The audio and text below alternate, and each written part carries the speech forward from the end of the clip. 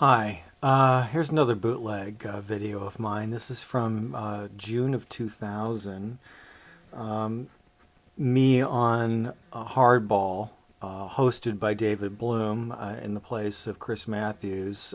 David Bloom, who 3 years later would die while being embedded on the invasion of Iraq, which apparently he supported, and he died in Iraq. But none of us knew any of this here. As you'll see, the guy I'm debating is in New York with the World Trade Center behind him. So this is a year before 9/11. Those more innocent days. A couple of things. One, you'll notice I am reporting from Michigan here. I was working as a janitor. I had just begun working as a janitor at the boutique mall in Ann Arbor, Carytown, where I was working, and I took the night off to appear on CNBC, which was weird for everybody involved. But I had a book to push because American Fan had come out like a month or two earlier, and so I was pushing that, and somehow I ended up on this show. So there's that.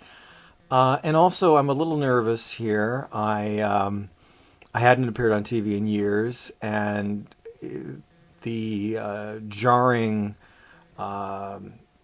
disjunction between mopping floors and then going and talking about culture and sports on national television was a bit much for me, and it took me a couple of minutes to get into it, but I finally did. But you'll also notice too all the visual distractions that are on here, which you'll see. And also, I had this earpiece in my ear, which there was somebody who kept talking to me during the entire time. I don't know who it was. I don't know if they were talking directly to me, but this voice was going on and on and on, and that was messing with my head.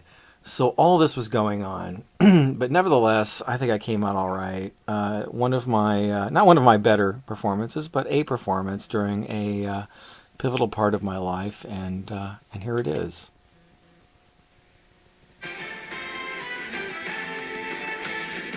Last night, while the Los Angeles Lakers celebrated their victory in the NBA championships, fans outside set fire to police cars and rioted in the streets. In recent years, sports victories in Denver and Chicago have been similarly marred by the antics of unruly fans. Joining me now from Southfield, Michigan to discuss the phenomenon of victory riots is the author of American Fan, Dennis Perrin, and from New York, forensic psychologist, Dr. N.G. Barrell. Good evening, gentlemen. All right. Good evening. Mr. Perrin, let me begin with you. When you heard about what happened in Los Angeles last night, what was your reaction?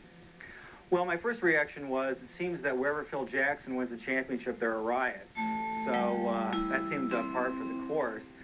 But it seems, I mean, you remember the riots in Chicago. Sure, but seriously, what was your reaction? But seriously speaking, well, I am serious there, but seriously speaking more,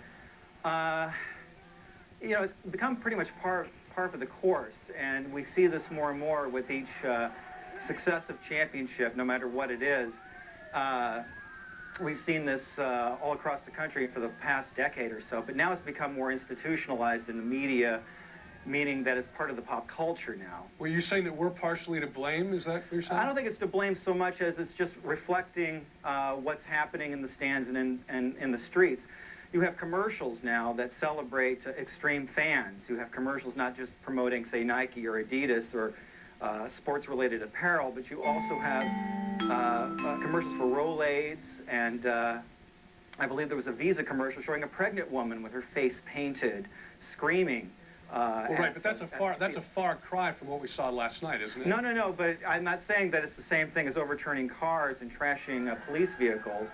What I am saying is that it is part of the extremism of fandom that has become part of mainstream sports culture, that now what was before verboten, you wouldn't have these type of fans in the stands highlighted and celebrated 10 years ago the way they are now. Dr. Barrell? Not only are they highlighted and celebrated, but they're also part of the consumer culture and advertising culture as well. Dr. Barrell, do you agree with Mr. Perrin about the causes of this phenomenon? Well, not exactly. I mean, I understand what he's saying, but I do think that the young men or adolescents that show up at these events are primed for action, if you will, and perhaps the culture has become a bit more permissive and encouraging of sort of acting out at the conclusion of these events, particularly championship games. But I think they come primed. I think there's a subtle agenda that these kids arrive at sports events with.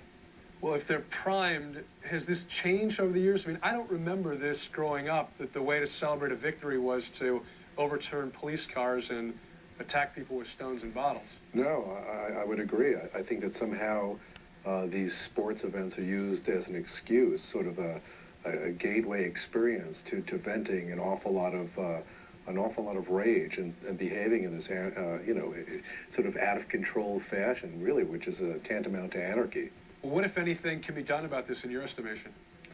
Well, that's a difficult, it's difficult. Number one, if they're broadcasting these things outside the stadiums, I think they're encouraging crowds to develop, and if crowds can't monitor their own behavior, then I suppose, the greater population may well have to suffer because of some unruly minority that shows up at these events and really encourages mayhem. Dennis Perrin, when you wrote your book, American Fan, did you draw any conclusions about what can be done about this? Not really. I mean, I agree. I don't think there's anything that can be done short of, stopping what's going on the streets with, I guess, some measure of police force. I guess that's what happened last night. But again, it is an expression of anger, I suppose, and rage as well. I mean, there were 10,000 fans outside the Staples Center last night, and none of them, I don't think, could ever afford a season ticket to a Lakers game during the regular season, much less during the playoffs. I mean, you really saw a stark abyss between the fans inside the Staples Center and those outside. All were celebrating the Lakers' victory, but there was definitely a huge class difference between those in the streets and those sitting ringside with the celebrities like Jack Nicholson, Ed Norton, and Salma Hayek. But that said, you got to remember also the majority of these people weren't committing violence, they were merely celebrating. And it is true that the minority are the ones that get out of control, and then, of course, the mob mentality takes over. But again, I'm not blaming the media, but again, this type of thing is much more celebrated and highlighted in popular culture than it was 10 years ago. Is celebrated the right word? I'm sorry? Is celebrated the right word? This is celebrated? Well, I mean, you're using fans who paint their faces and scream obscenities at officials and at players used to sell things now. That wasn't the case before. In fact, networks used to ban cameras from focusing on these fans, and now they've become the highlights of the games, especially if the game is going slow or it's one-sided or otherwise boring. Now directors will look for these kind of fans in the stands. I mean, you see it all over the country. You see it especially in the NFL. You don't see it as much as the NBA as you do, say, in the NFL or in the NHL. You see it in the NBA, I guess, in these situations, championship situations. Well, Dr. You really don't see a lot of rioting around the NBA like you did last night. Dr. Barrow, let me ask you, I mean, the most stinging indictment that I've heard so far about these riots has less to do with the rioters than it has to do with us in the media.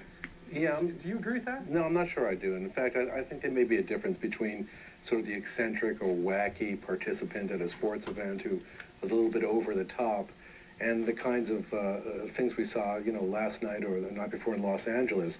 I would say that the behavior in Los Angeles is probably consistent with the kinds of things we've seen in Europe and South America over the years after sporting events or in anticipation leading up to sporting events, where crowds, young men, again, adolescents from different countries literally go to war with each other. But that's more about nationalism. Gentlemen, that's going to have to be the last thought. Thank you. More hardball up next.